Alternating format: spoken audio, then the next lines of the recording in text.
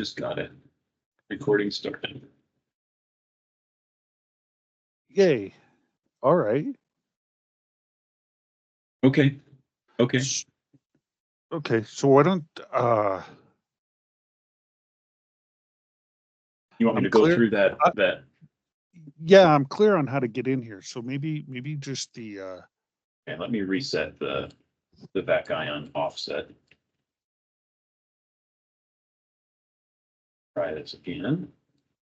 okay, so we're just setting up a dummy Yep. scenario right now. Yep, I'm just restoring it to where it was.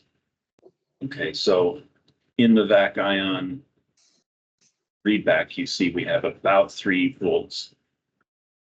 This would be grounded to the single point ground on the breakout box or to the chassis, however they want to make that work. Okay, so this would go from the vac ion banana thing to the ground in the lower right. Yes. There would be a jumper there. Yes, there would be a jumper there. Okay. And this would probably read something completely different. Sure. Okay. They're going to come back here to the calibration window with it all off and the vac ion grounded, or any of these supplies really. Yeah, you made note of how to actually select it, which is pull down, make sure it's on voltage. We can also note that engineering names reads vac_V. That's one way to verify that you're on the correct measurement. Okay. So that updates with the username. So if you selected something different under users. Yeah, if I did current, it would be read vac_I. Okay, got it. But engineering name is the internal array index that I use to store calibration. Yep. And there's like either 26 or 31. I think there's 31 different calibration lines. Worry about counting those, but each of those has this name hard coded into it. And so this is your way to verify. vac_V applies to this field here. In order to calibrate this, you can do it either one of 2 ways. That is, set this to 0, followed by the enter key. The vac ion voltage. And the enter key is important. It is. It situation. is. Yep. Okay. I'm going to write that down actually. Show file. Yep. Is get rid of it. And enter key. These are debug notes on my site. Oh, okay, okay.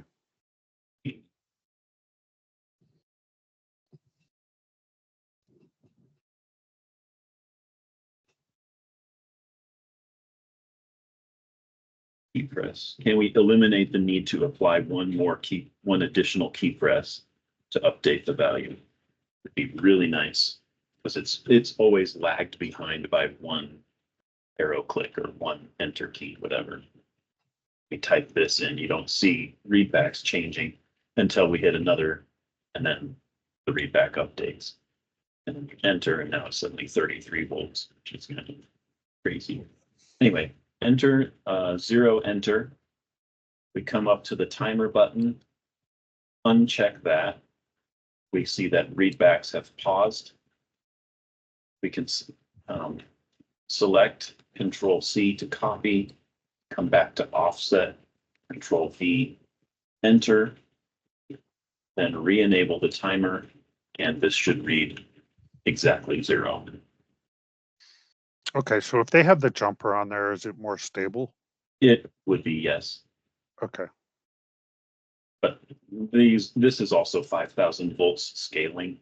So this down here in the milli to microvolts range is a lot of noise. It's like 1 or 2 counts of digital noise. Let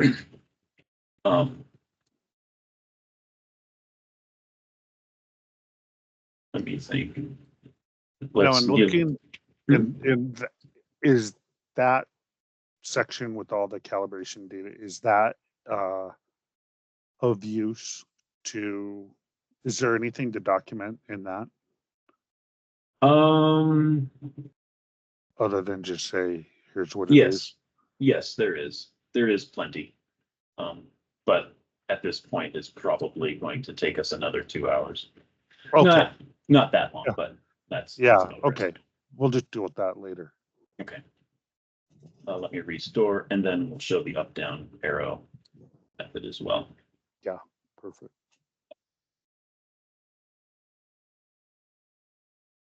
So in this case, if we have some value in here, we can leave the timer on, go to 0.000, put a couple decimal places in there, and then move your cursor to the left of the digit you want to adjust,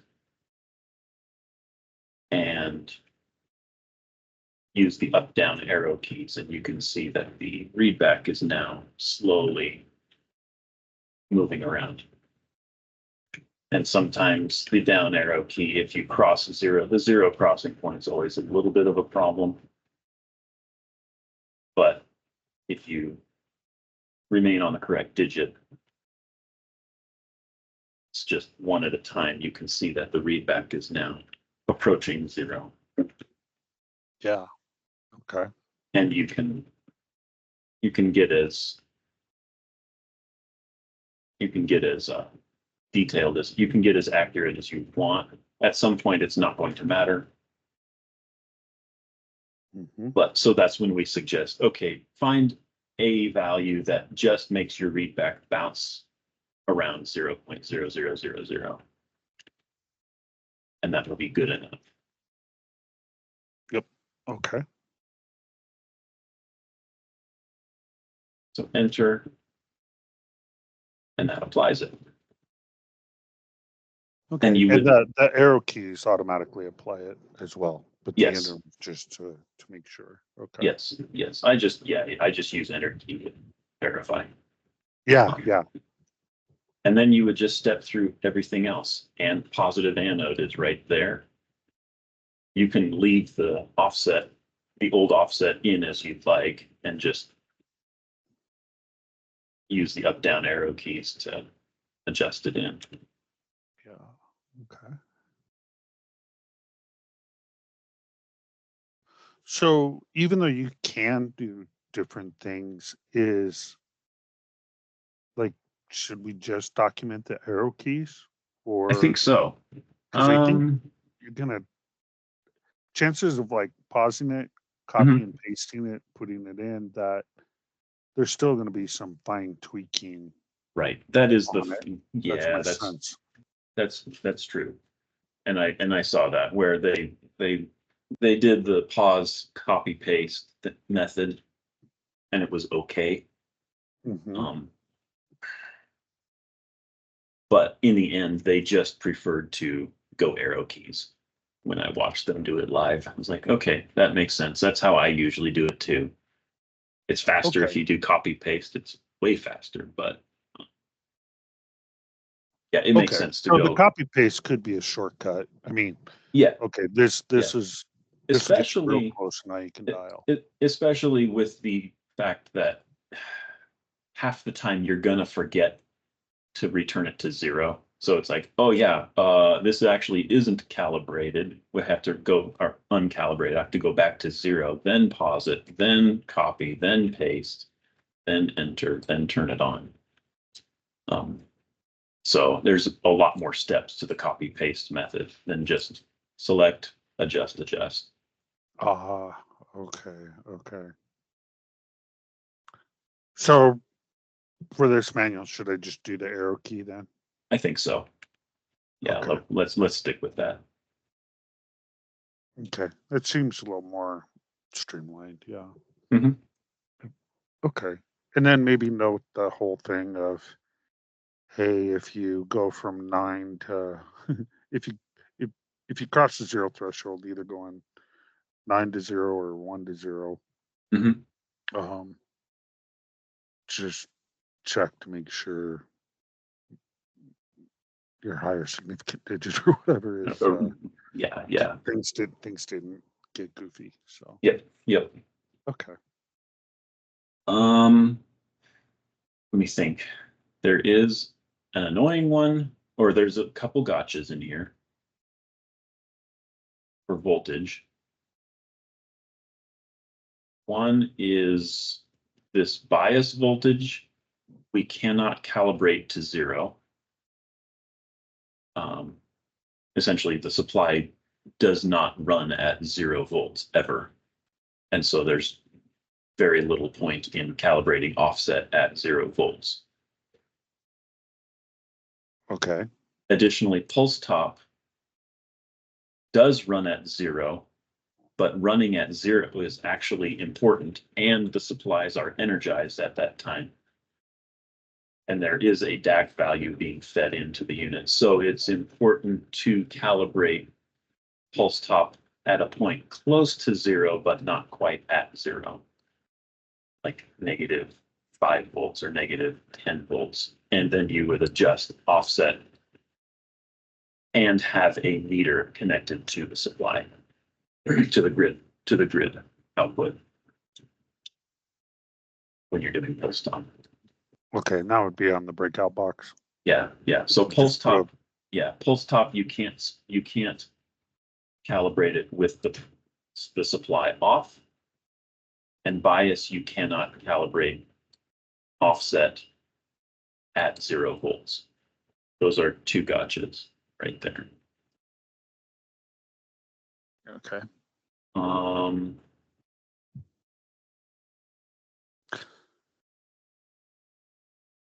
I am also thinking about collectors.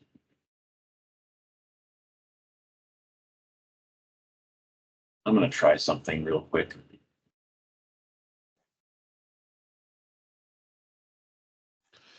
So in just glancing at the manual, I don't see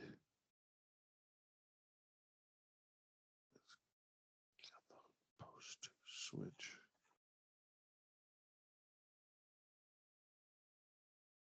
I don't see anything about pulse top or bias in voltage calibration in the document, in the 0 voltage calibration. I don't see anything in here on that. Okay. Right. That document is more referring to the old DC unit that had an IFE, and that could go to 0. So this is one of those, this is how to calibrate a grid, and this is actually super important for this grid because, right. Okay, so for the, just looking through this at real time. TWT in the drop down, which is different than what we're talking about, right? TWT collectors. Cathode post switch heater. Okay, so the IFE.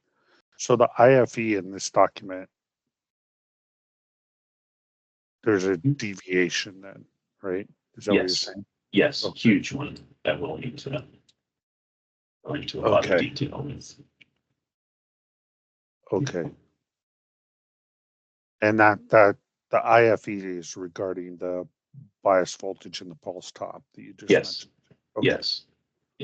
And I did try to document as much of it as I could before we brought you in on that. So it should be in, I think it's in your copy. It's just colored blue or something. So. Okay. I'll be on the lookout for that. Okay. And then the other important thing to note, I believe, is that we must calibrate. Let me check one thing. Oh, yeah. Yep. I think in the golden rules, it said the supply voltages are start at the top. Yes. So TWT, cathode, collector 5, 4, 3, 2, and 1 in that order. Oh, okay. Okay, I don't think they had cathode in there, so. TWT cathode. So TWT-V in engineering names, and then cathode V, cath V, Okay. and then you could, current sense is a different one. That's for currents. But 5, 4, 3, Yep.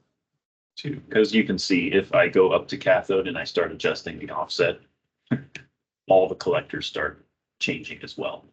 It's going wonky. Okay. Okay. Yeah, that would make sense.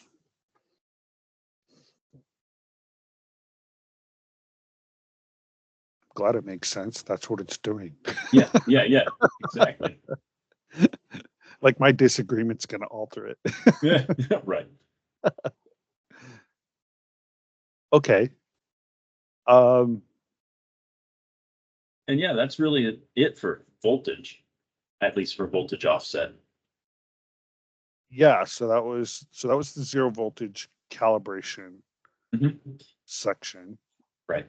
The next section is zero current calibration. Yep. I'm assuming same thing, Same except thing. Same thing, except we current select. fields. No. Yes. Go into the current fields. So this drop down is on current mode. TWT current. That's the only one with the offset, and that refers to cath I in the engineering names. Okay. And that will, as you can see, adjust the top field in the readback section.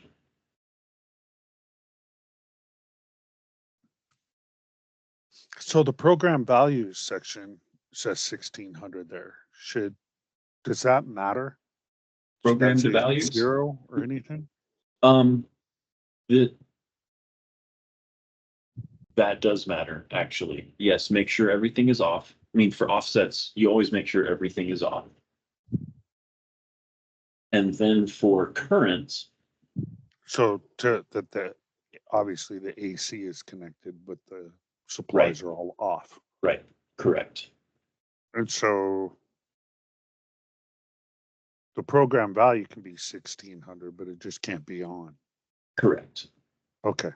Additionally, the breakout box must be left open at this point. Yeah, okay. And open load.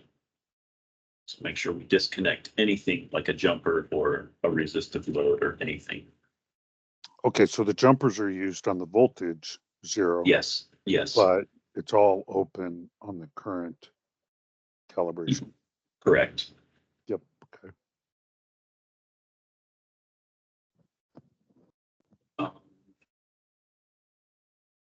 And yeah, we do the same thing here. TWT, cathode current does not have an offset. It's part of the cath I, and that's a different thing. So we skip it. We can do cathode current sense, which is the same process. Just select a digit up, down. And is the cathode and the cathode current sense are tied together? The junction box? No. Cathode current sense is cathode current, or TWT current, I guess, is a separate measurement over inside of the power supplies. So they are two different measurements, completely different measurements. Okay. So how does this tie in where you said that the cathode and the heater sense is it the cathode sense and the heater sense are tied together, or that the cathode and the cathode sense are tied together, and the heater sense are tied together physically at the junction box or at the breakout box. Okay. This cathode current sense measurement is an ADC on the cathode/heater board. the cathode reference board, which is heater and IFE, or heater and grid. And we actually call this cathode sample and hold current. I could probably rename this to cathode sample hold, but I'm not going to because too many people are now reliant on this even right now. Yeah. And I'll write it down just because. Yeah, that is a little bit of a confusion. It has nothing to do with that sense line. Well, it does, but it is. It's not that direct connection. Yeah, it's not referring necessarily to the direct connection. Yes, it is, but the sense line is actually a compensation line for voltage, I think, which is weird. Okay.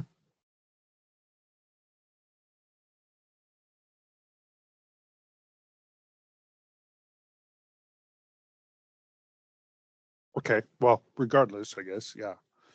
Yeah. Anyway, we will. Nothing's connected. Anyway, Right. I mean, no jumpers or anything's going on. So. Right. The sense lines, yes, they still should be connected. I mean, there's no reason why you would disconnect the sense lines. Yeah. Yeah. And my perception is that they're soldered together in the junction box. Yes, that's Right, correct. okay. Yep. Same thing in order 5, 4, 3, 2, 1. Yep. Okay. Although these seem to be only adjusting a single readback. It's just there's a very complicated thing regarding collector currents that we'll get to in a sec. Okay. But yeah, in order, we'll just adjust 5, 4, 3, 2, 1. Also anode currents. That one actually seems to be already close enough. As does positive anode.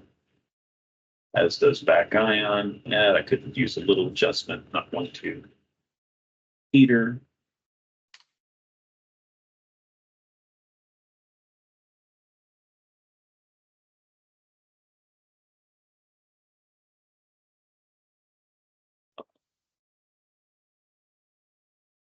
Let's do grid current. Grid current is the, bias voltage, pulse top are voltage only, and they will switch the interface back to voltage mode and cannot be switched out of voltage mode. If you select grid current, that will switch the entire interface into current mode. So we can come in here and pull that to 0. Okay.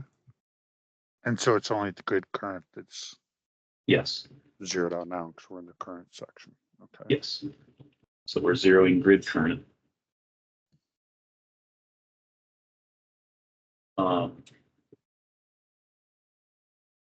For the helix current, same deal, but there should be a significant note that says make sure that absolutely nothing is grounded, like none of the outputs are grounded at this point. Because any little bit of ground current, this helix will pick it up. It is extremely accurate. So when you say not grounded, what do you? I mean, like if there's a jumper from cathode down to ground, get rid of it. Okay. If there's if via there's the still banana clips on the the breakout box, yeah. Okay. All those should just be removed for this whole current zero thing. Okay. Yes. Yes, that's correct. Okay. And that is the current zeroing process. So before I forget, with the voltage, and you said that the ones should be done at like 5 volts or something like that.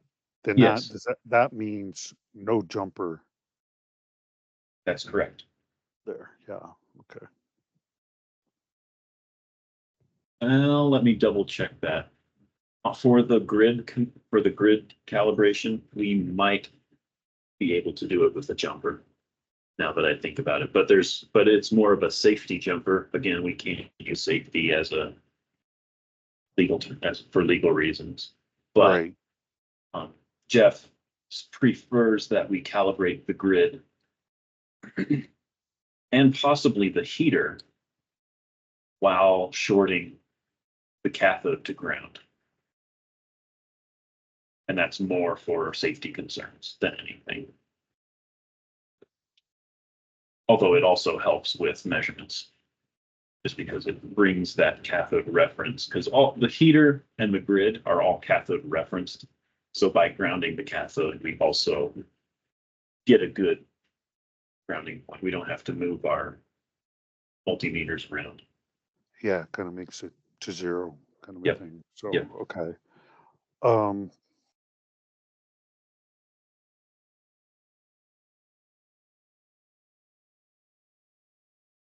Okay. Yeah, I'm just the okay was me thinking in my head and like Mhm. getting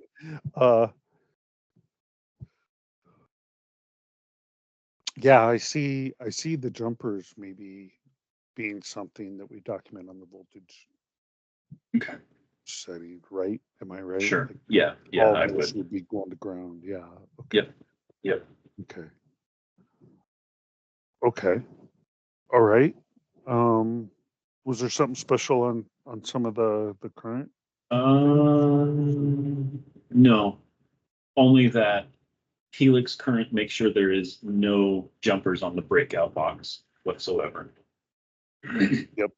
Okay. And the other one was any current specific line items in the drop down will switch the interface to current mode automatically. Okay. Just like voltage only selections will switch it to voltage mode automatically. Yep. Okay. And so that's a really easy way to get yourself hung up. Like, oh, I want to readjust collector 5 voltage being in voltage mode, and then oops, I selected cathode current, came back to collector 5, and now we're in collector 5 current Yeah. because it doesn't remember, oh yeah, we need to switch back to voltage. It just has no knowledge of that. So that's where the yellow highlighting is helpful. And that's actually a new feature as of last week. So Oh. yeah, Okay. yeah. Okay. Finally got that tested out and it seems to want to work. Okay. Great. Great. Okay. Yeah, that'll do for offset, honestly. Okay. Great. At this point, we could also store calibration table in Flash using this button. Yep. And at any point during the calibration process, they can do that. Okay. But they should not do that repeatedly, like a bunch of times, because it's flash memory and flash memory will wear out after so many write cycles. Yep. Okay.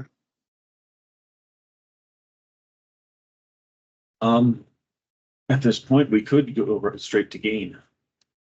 Yeah, I think that's what's next. Voltage gain calibration. Yeah, voltage gain.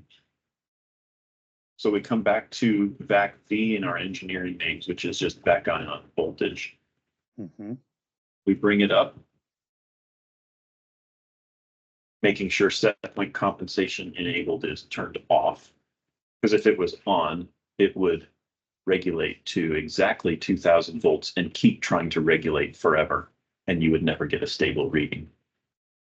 So by turning this off, it freezes it at the exact DAC value that you disabled it on. And so the readings will just float around their normal noise floor. Okay, so say that again. I think it got a little choppy. It's supposed to be on or off the set point Off. compensation. Okay. Off. Turn it off. Okay. I'm going to turn it back on here. No, sorry. I'm going to turn the supply back on. We will also have a voltmeter, calibrated voltmeter attached to the breakout box between vac ion and ground. And we'll be getting approximately 2000 volts at this point. Let's actually call it 4500 or even 4800. Something near the top end is what we want. And the customer, Which one should we use? 45 or 48? this is the question that I have now. Okay. The customer probably, we can put this in a list of recommendations. I would recommend 4500. It's easy to remember and it's near the top end of the scale. Okay. However, the customer may have supplies or a need. They may only have one setting on their vacuum ion input. Like the guys in California, they ran their vac ion supplies across the board at about 300 volts. And I was like, oh, okay, well, that makes sense. Let's just calibrate your vac ion to 300 then, or at 300. Because you're never going to use 301 up to 5,000. Yeah, so we could say, calibrate to 4500 or your nominal voltage. Your nominal voltage, whichever is, well, or your nominal voltage, yeah. Yep. Yeah. Okay. So 4500, we would assume, I mean, there's a meter there. We'll assume the meter reads exactly 4500 just for this demonstration. We'll come back here to the, I kind of don't like using exactly 4500, but we'll come back here to the gain field in the calibration. And again, using up down, we'll just work this until it's exactly 4500 on the readback. Like so. Okay. And this gain, we'll have to, there's a couple of them that are really far off, but we'll have to define some tolerance from 1.000 that we should allow. I know Vlad will want to do that anyway. But yeah, we just adjust gain until the readback matches the meter and move on to the next one. Oh, okay. So this is where the readback matches. Yeah, the readback here matches the meter. It's correct. Correct. Okay.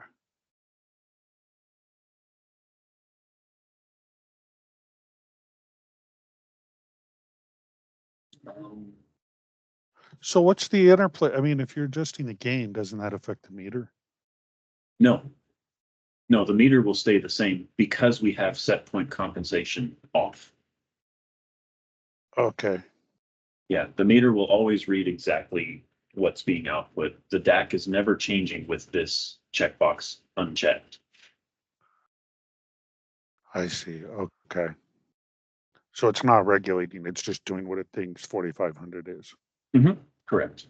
Yep. Okay. Okay. And then by adjusting the gain, we force this readback to exactly what the meter says.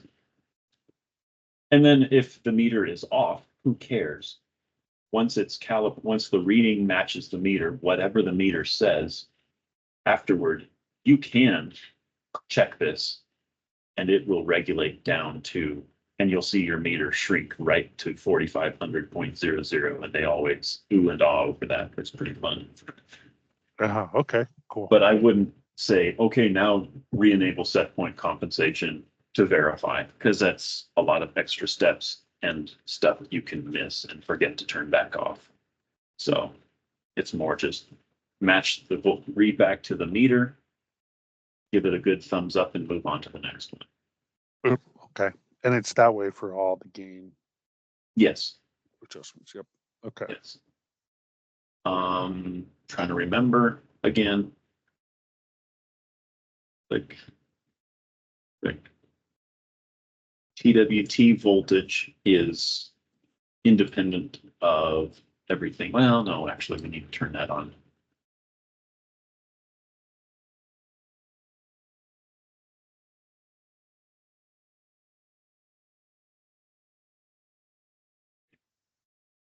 For heater, they can use the skip heater timer button to bypass the 180-second wait time for heater. Oh, yep.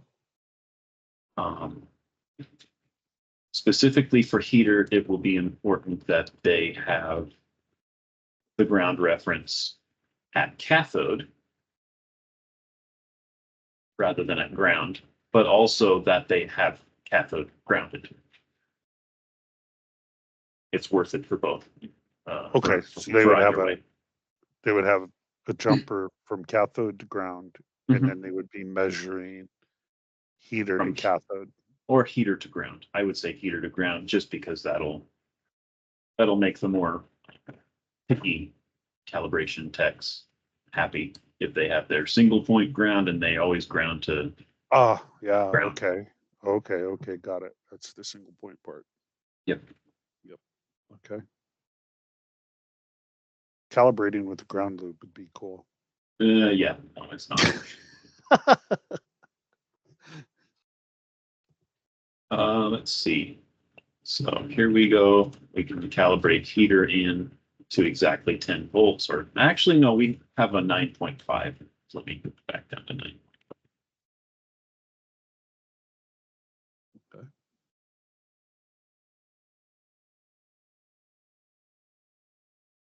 Yep. There we go. I'm happy.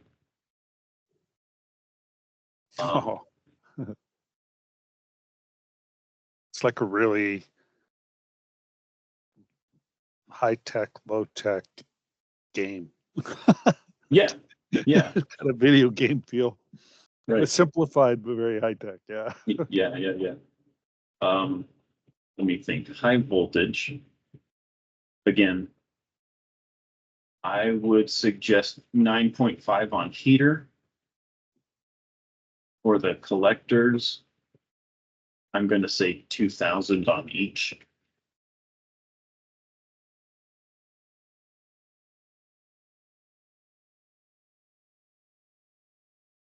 Like so.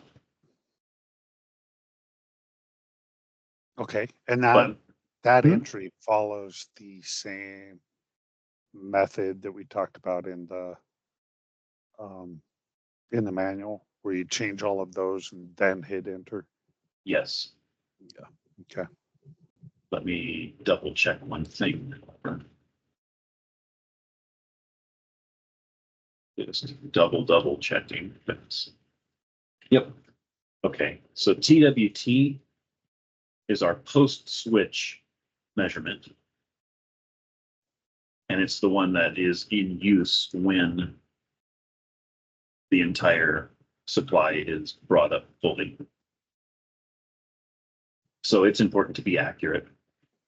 However, it will not cause any ripple effects down to the collector measurements below it. As you can see, I'm doubling it. It jumps to 24,000, but all the collectors stay the same. Cathode voltage, this middle one, it will affect collectors underneath it. So these all need to be done in 5, 4, 3, 2, 1. Cathode V, cath V, then 5, then 4, then 3, then 2, and 1. Okay.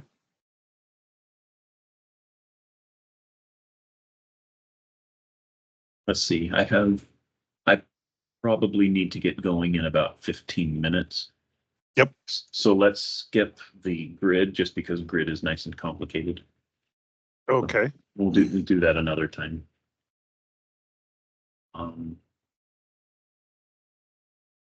I'm just, I am, what am I trying to say? I am rethinking, like, okay, what's going to be the more complicated, weird oddity? Because there's a couple of them. It's even in collector currents. And I think currents is going to be easy enough to explain. TWT does not have a gain. So we're on to current gains now. Yep. TWT doesn't have a gain. This is referring to cath I in the engineering names. Cathode I gain is not affected. This is not affected by gain. This reading up here. Okay. Rather, we can mess around with current sense and make sure that's at 0. Like that. But instead of adjusting collector 5 current gain with collector 5, we are actually with collector 5 current gain, this will affect cathode gain or cathode readback. Okay. And I've set the highlighting up to be that way. So this ripple down effect shifts by 1, and it's really annoying, but there's no way to avoid it. Okay. So you can see as I'm adjusting collector 5 current gain, that cathode is jumping around just a tiny bit.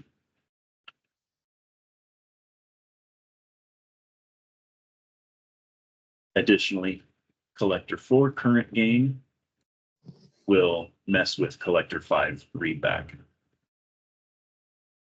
It's already at 0, so I'm going to leave it alone.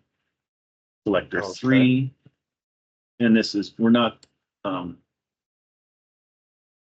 the second note is that all of these are chained together, all these supplies. And so they will need to attach their load for whatever, they will need to select their load for whatever voltage they're running from cathode to collector 1. And they'll want to attach their load between cathode and collector 1. Okay, and they do that with the banana clip interface. Yep. Okay. Yep. There will be, the cathode cannot be grounded either. So all the jumpers down to ground are removed for currents. Okay. So you'll select your load, connect it between cathode and collector 1, turn it on, and you'll see something like 100 milliamps or 200 milliamps or 400 milliamps from in both the cathode and collector 1 fields. And you should see 0 in 5, 4, 3, 2. And so in this order, we'll adjust collector 5 will match cathode current to whatever the ammeter, they'll have an ammeter in line with their load. Collector 5 or cathode current, they'll match with the ammeter. And in that, when they do that, they'll have the load connected between cathode 5 and No, cathode and collector 1.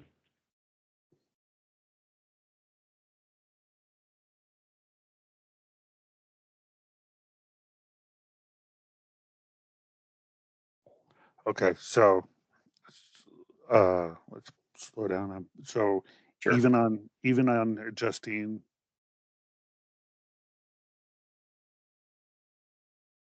okay, so let's so if we started the collector calibration or the cathode, Yeah.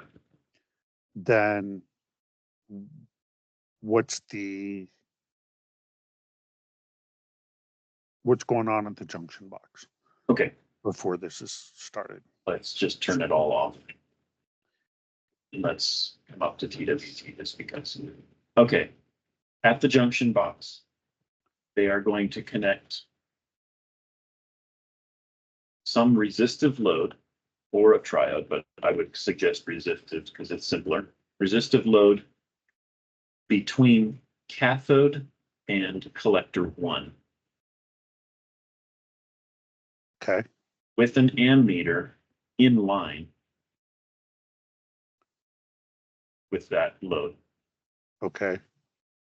I would prefer it to be on the collector 1 side because relative to ground, it's lower potential. So it's a little safer. Okay.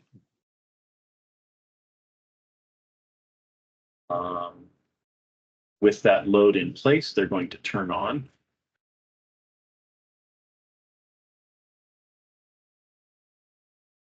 And they're going to bring it up to 2,000 to 12,000 for their nominal recipe. I know I have it set from 12,000 down to 2,000, which is between those 2 points, 10,000 volts. Mm-hmm. They're going to see in the readback fields, in all 3 of the readback fields for cathode, they're going to see some fairly significant current, like 100 to 500 milliamps. Mm-hmm. They'll also see that approximate value in collector 1 current readback. Okay. Step 1, they're going to select collector 5 current calibration. And they are going to adjust collector 5 gain so that the cathode readback, this highlighted one, matches the meter. Okay. Then in order, they're going to go collector 4, and they're going to adjust collector 4 gain so that collector 5 current readback reads as 0.000 milliamps. They're going to repeat that with. And then the meter reading is independent of that? The meter reading is still reading 100 to 500 milliamps. But they're just adjusting because collector 5 is disconnected. However, it's still in the chain. It is actually passing that 100 to 500 milliamps through a node up into the subsequent collectors until it reaches collector 1. Okay. So you step down the collectors, but you don't do any of the changes in the loads and all that Right. for any of the collectors. Okay. That's correct, yes. Okay, great. Got it. This makes it a lot simpler. They don't have to disconnect, reconnect to collector 5, disconnect, reconnect to collector 4, 3, 2, 1 like that. Yeah, Instead, we just say calibrate them at 0, calibrate your gains, or so that 4, 3, 2, and 1, so that the readbacks that are highlighted equal to 0.000. A lot faster. Okay. So I select collector 3. We're now adjusting collector 4 gain, or rather we're adjusting so that collector 4 readback is at 0. Yep. Okay. 2 gain adjusts 3. Okay. Yep. And collector 1 gain adjusts 2. Yep. At this point, they should see, it should be automatic. They will see that collector 1 current and cathode current are pretty much exactly the same. Yeah. Okay. Because the internal math has compensated for everything. Right. Got it. Yeah. That is the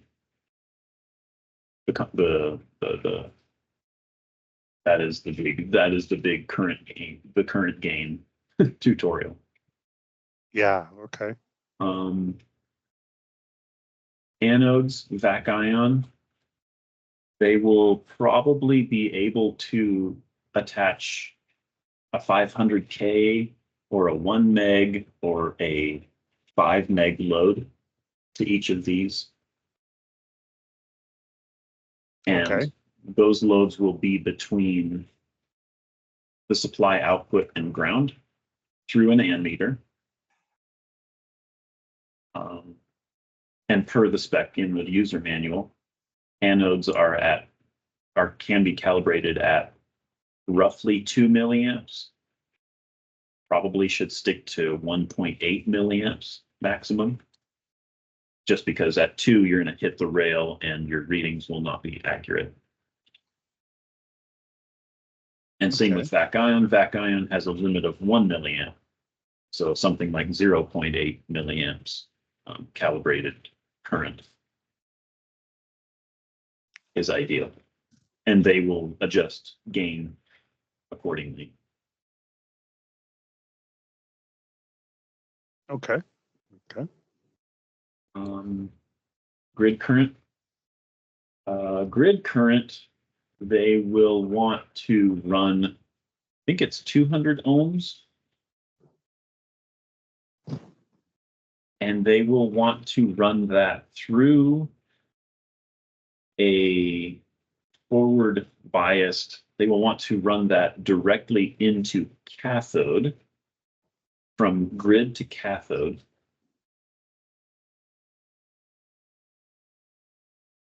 Through a forward biased diode, a 3 kV diode. Okay. Or more. And we can draw the schematic diagram for that. It's really simple. Essentially, we don't want the bias to turn on this load. We want to block the bias from being able to supply any current. So only pulse top. So we turn on to TWT, we should now see, well, negative 18 volts is still negative reverse biased. We still won't see any current. I'll have one more annoying note, but I'll save that. We'll come here to the pulse top setting once we're all the way up, and we'll just bring that changing.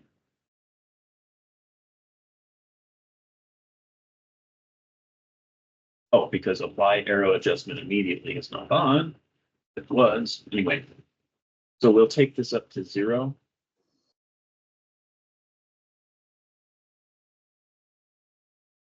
It'll read 0, and then we'll start taking it up 1 volt at a time, making sure that grid current limit is at 40 or, yeah, we'll make sure grid current limit is at 40.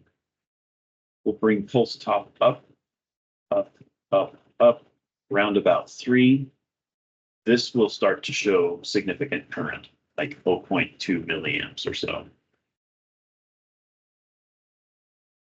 You'll keep bringing it up. About 12 volts pulse top is where we would see probably 35 milliamps in grid current. And it's at that point or wherever that they can adjust grid current gain to match their meter.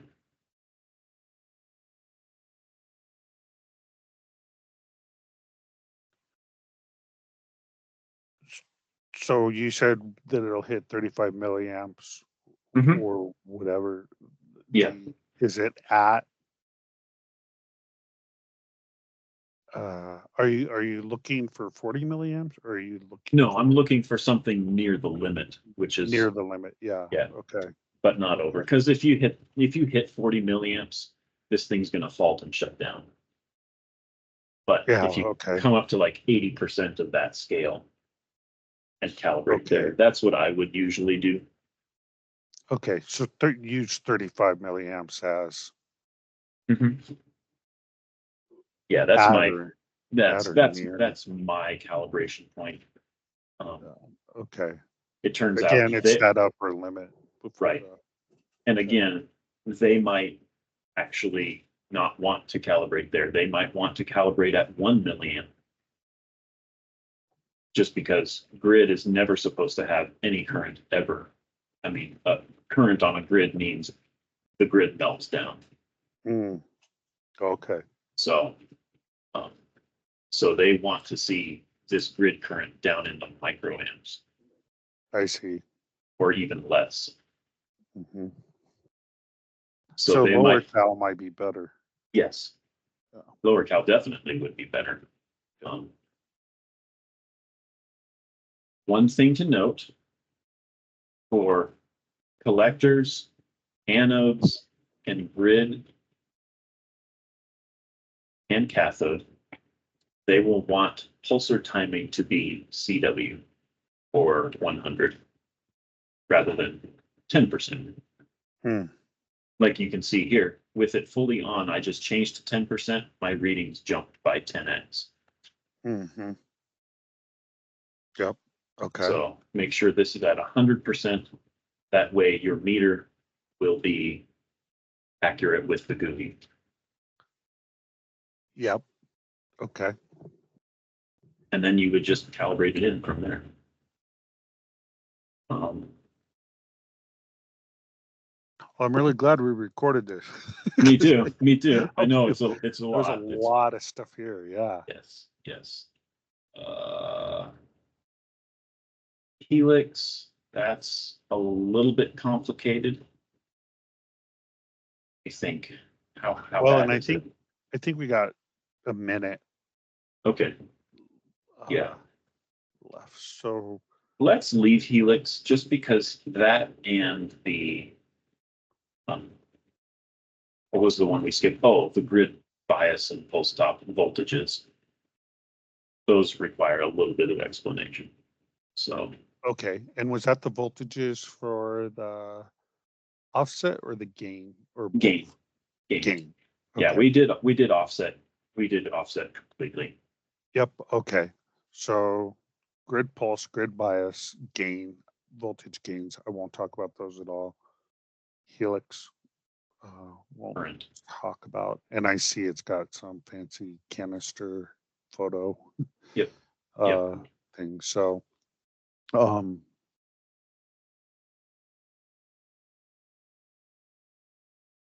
And at any mile markers, just hit store calibration table and flash. yeah. Okay. Okay. Well, why don't I mean, I can get a long ways based on Okay. the conversation for sure. Yeah. Yeah. And then, trying to I'll go back and listen to this recording probably Okay. 5 times. But, Yeah. step through and we'll skip the parts that we talked about that need some detail around it. But Okay. yeah.